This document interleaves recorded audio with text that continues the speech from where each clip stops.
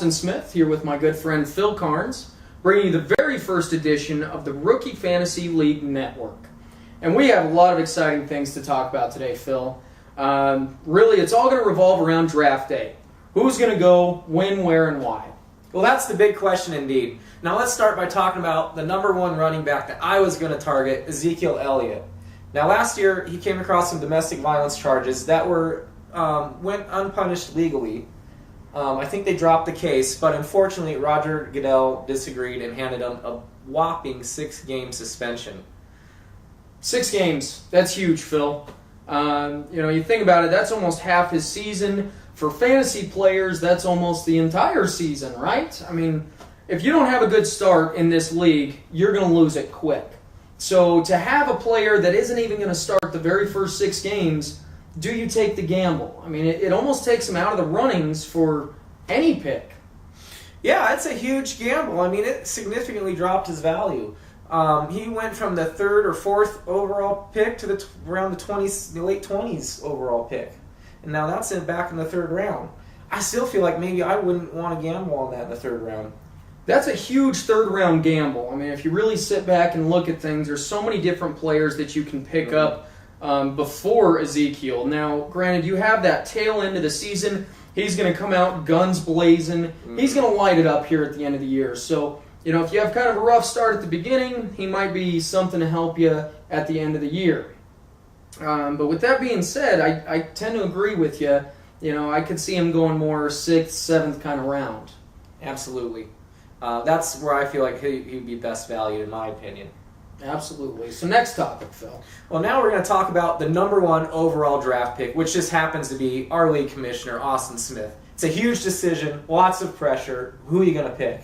It's definitely lots of pressure, and it's a good question of who do you pick. Right now, I think the big topic is the great debate of the 2 top running backs. You have Le'Veon Bell and David Johnson.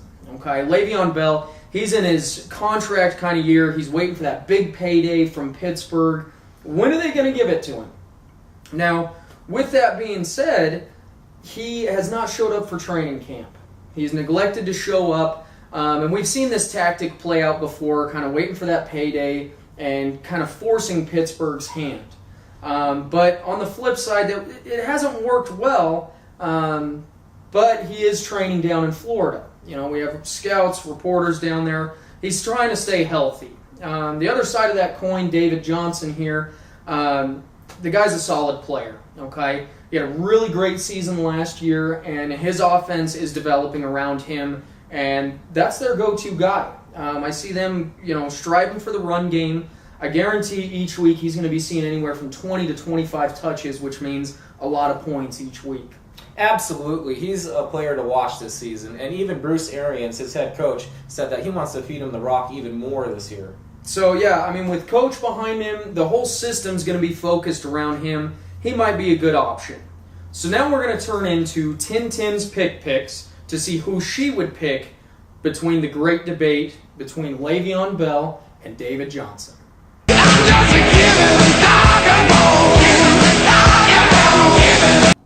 Hi, Rookie Fantasy League. I'm Phil Carnes, and I'm here with our special field reporter, Tintin. Now, Tintin, we have been debating lately on which running back to take with the number one overall pick. Now, to help Austin, we have Le'Veon Bell on the right, and we have David Johnson here on the left. Tintin, who are you picking with your first pick? It's the final countdown.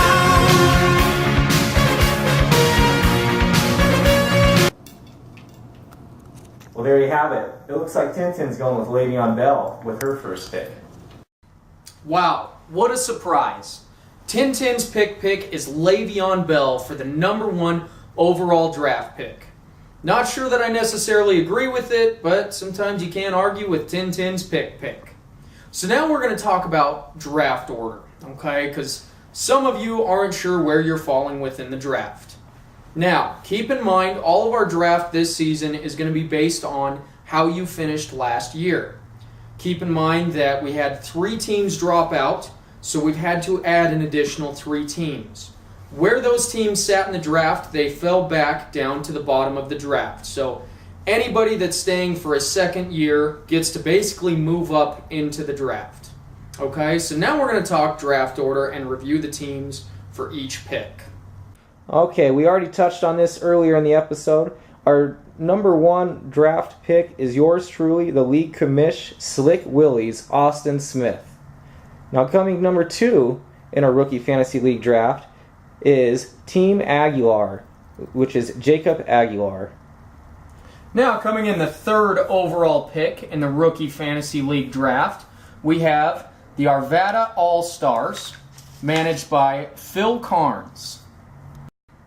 And for the 4th overall draft pick of the Rookie Fantasy League, we have team Nate the Great Beck, managed by Nathan Beck.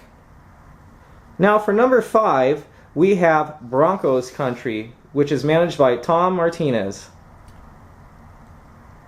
And in the number 6 position, we have King of the Underdogs, managed by Steve Erickson. And for the number 7 overall pick in the Rookie Fantasy League draft, we have team Midnight Marauders, managed by Victor Trujillo. And in the number 8 position, the losing Mega Bowl team, managed by Desiree Maxwell, team Wingin' It.